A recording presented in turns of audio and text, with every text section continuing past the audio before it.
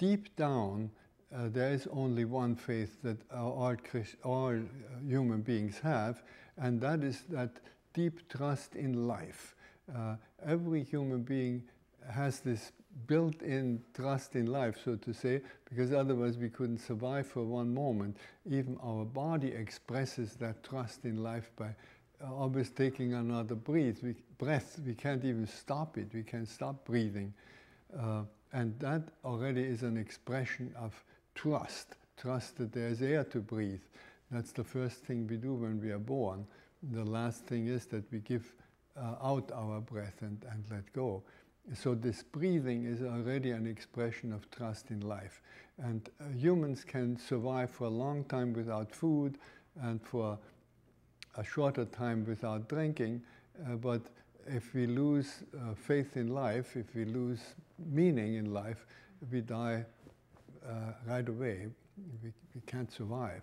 So that deep trust in life, that is what all humans share, and that expresses itself then in a Buddhist way, in a Christian way, and even in ways that we don't recognize as explicitly religious. Many atheists have a deep faith. They all have that deep faith, but they express it very differently. At different times in history, great founders of religious traditions, like the Buddha, like Jesus Christ, like Moses, like others, Muhammad, they will have deep mystic insights that means a deep sense of communion with the ultimate, with the divine. And they will express that then in terms of their time, of their culture, and it will develop in historic ways that are determined by cultures, by historic events, very different from one another. But what underlies all of them is that deep trust, that deep human trust.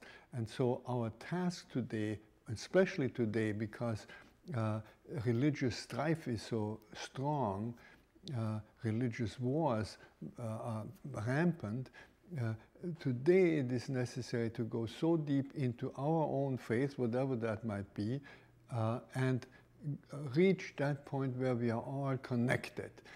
And that is our deep trust in life. That is that universal human faith. That's the faith that unites us, while the beliefs that we share with our fellow believers divide us from other fellow believers. Faith and belief are not identical. Unfortunately, we have only this word, this verb in English. We say, I believe, but the beliefs are not faith. Faith is deep trust. Faith is trusting in, not believing something. There's a great difference believing something and believing in someone. And faith is not believing something, which may be true or may not be true, but faith in the religious sense is trust in ultimately in life. But that expresses itself then in words like belief in God, put my trust in God. But there we have already come to a particular expression of that faith, because there are millions of people in the world who share that faith but will not use the word God. The whole Buddhist tradition, and also in our own culture, atheists or agnostics will not use the word God. But they do share that deep faith in trust, faith and trust in life. And that's what unites us with all human beings.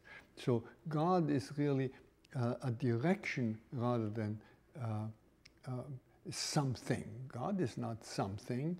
God isn't even someone.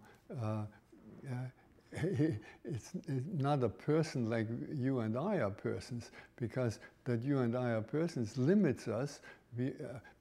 Because I am a person, I cannot be you. Because you are a person, you cannot be me. But all those who believe in God and know what they mean by it do not believe that God cannot be you and me. God is you and me. And in that sense, I can say that I am God, or rather, I am totally united with God.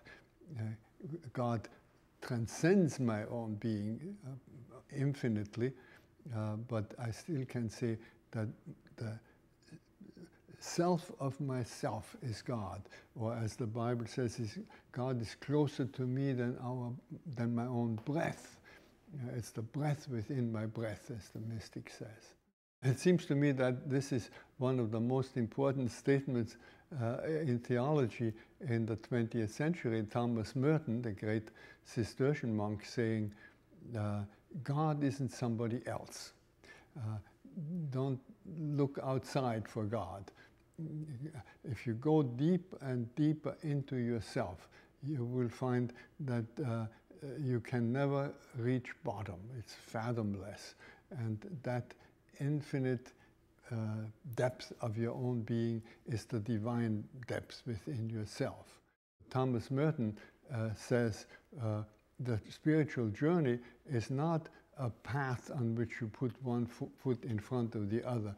The spiritual journey consists in opening your eyes and seeing that you are there. Wherever you are, there you are. And that is also the meaning of pilgrimage. Pilgrimage is not a journey in the sense of a traveling where you get somewhere. The essence of pilgrimage is that with every step you reach the goal. And in this sense, the spiritual journey is a pilgrimage. The mystic is not a special kind of human being, but every human being is a special kind of mystic. And so we are challenged to become the mystic we are meant to be. We all have mystic experiences. Abraham Maslow, great psychiatrist of the mid-20th century, asked himself the question, what makes human beings great? What makes them particularly healthy, particularly human? And explored that question for a long time and very thoroughly, and came to see, to his own greatest surprise, that the great ones that he had singled out for examination all had one thing in common, and that was they reported having mystic experiences.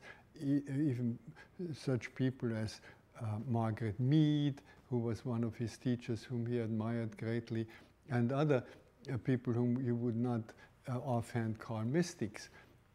They had experiences of oneness with all. That is really the mystic experience.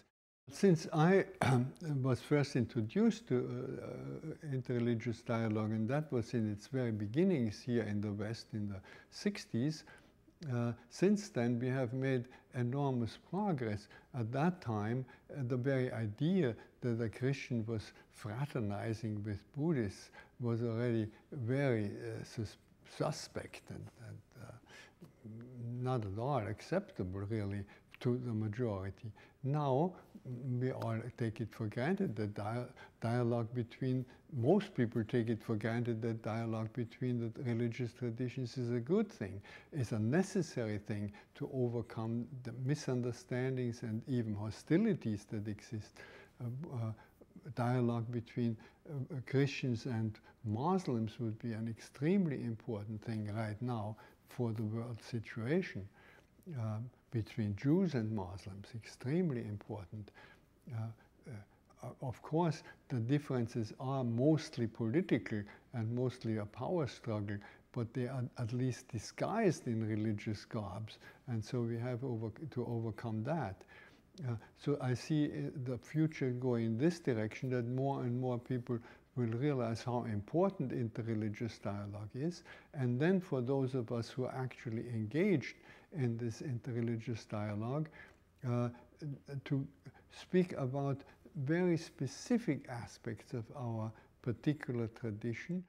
One time when I was sitting next to His Holiness the Dalai Lama at a conference, he reached over and without any explanation pulled the beads from my finger, gave me his big ones, and all during the during that lecture that we attended to, he used mine and then gave them back to me. And then you know how he is, he laughs with this belly laugh, and he gave back to me. So small, he said, ha ha ha ha ha, and then gave them back to me.